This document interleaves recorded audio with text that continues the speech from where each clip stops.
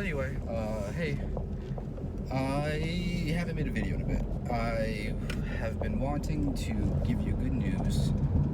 I was in training for dispatching. I've been call taking for 911 for a bit, and then I started the training on the dispatcher side, which would be a promotion. It'd be really cool.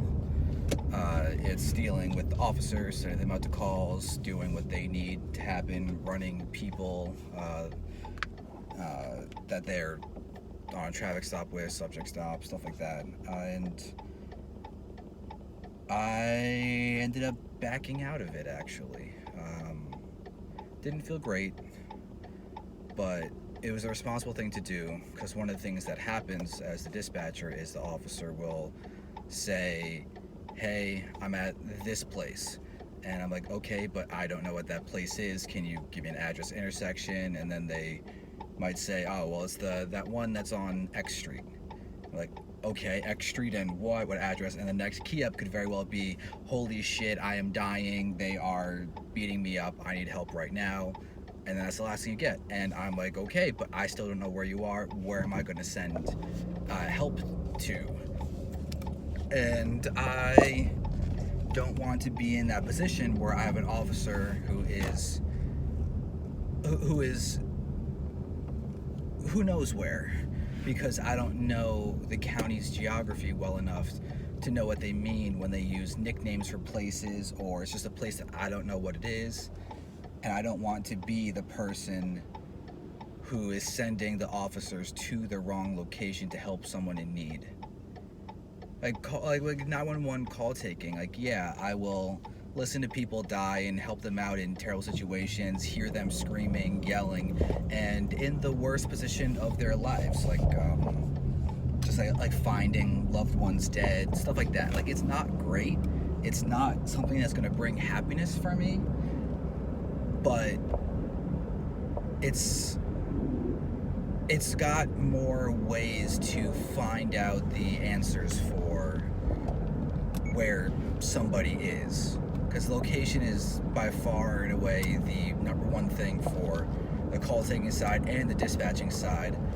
But with the call taking side, you have more ways to find out where the person is than you do as the dispatcher. And another problem with being a dispatcher for this county is that there's not just one police department you're dealing with one way of doing things. There are 73 different areas that are unique for police handling. That's a lot. Now, a chunk of them are handled by the state police. So make that 3/4 of the 73 or so that you will then, oh, please go around this person. They're not going to go around this person. And that's almost a car crash. Okay, cool. Anyway, so 3/4 of the 73 will say you actually have to deal with. That's still a lot. Each one of them has different things. Each one of them has different places. Each one of them has different nicknames for said places. And I've only lived in the state of Pennsylvania a year and a half, let alone actually knowing or having a chance to know the geography and the locations and everything. It's not enough. Not for the level of knowledge that the officers are going to assume that you have. And it's a dangerous situation. And without having been here my whole life, familiar with the areas, I feel like I am going to kill an officer. I'm not going to kill a cop. It's not going to happen. So I wanted to come in and say, hey, great news. I got this promotion. It's really cool. It's going to be much better for my happiness. I don't have to listen to people die. It's so much better. And I can't do that, which is disappointing. But I was really putting a lot of pressure on myself to get the dispatcher spot. And I could have forced it. I could have done it, but I don't think it would have been the responsible thing to do. And it could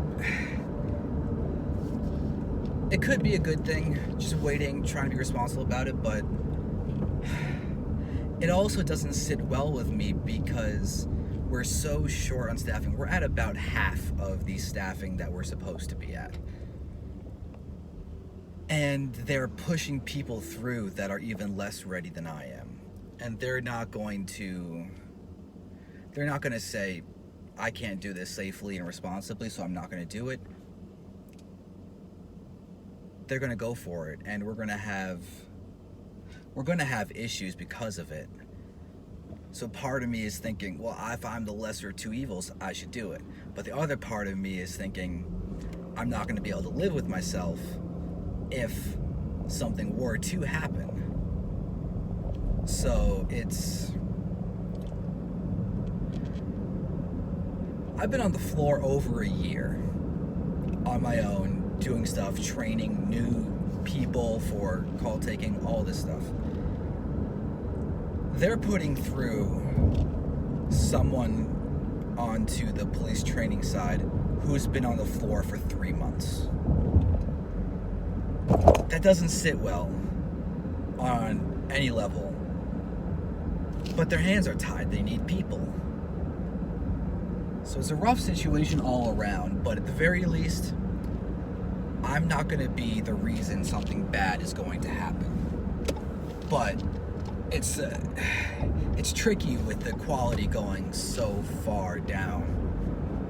Everyone who has been there for over 15 years or something, they have either quit or are so burnt out that they're going to be quitting soon. And it's really, really, really bad. The level of knowledge in the room for things like nicknames of places has gone so far down that it's dangerous. So I guess it's just self-preservation that I'm not going to be the one to mess up because I don't have the backup that would allow me to learn on the job the location things, because everyone is so busy. I couldn't say, hey, person over there, did you hear what this cop said on the radio? Do you know where he is? I can't rely on things like that. I can't rely on the GPS locations that the cop cars have. And they can't even speak clearly on the radio. So when they're saying like, hey, no, and I'm like, the fuck did you just say? It's not good. It's really frustrating.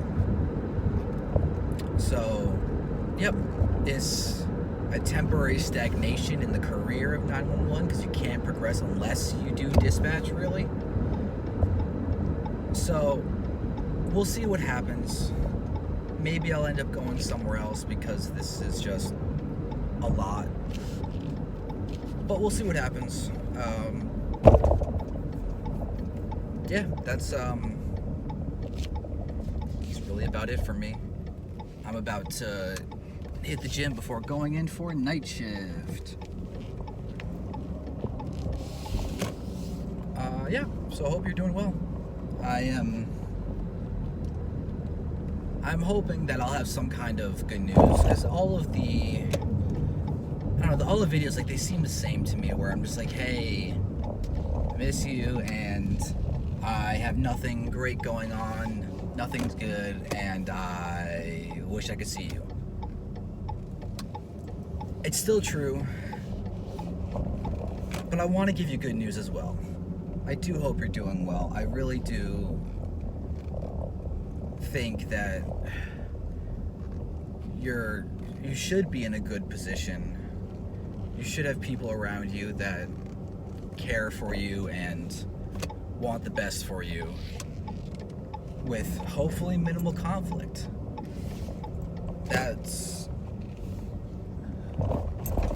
That was the main point of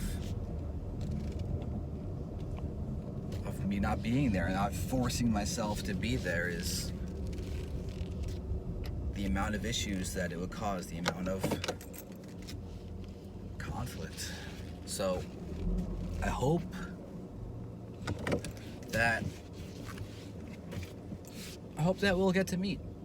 I hope you get to see this, and I wish you the best.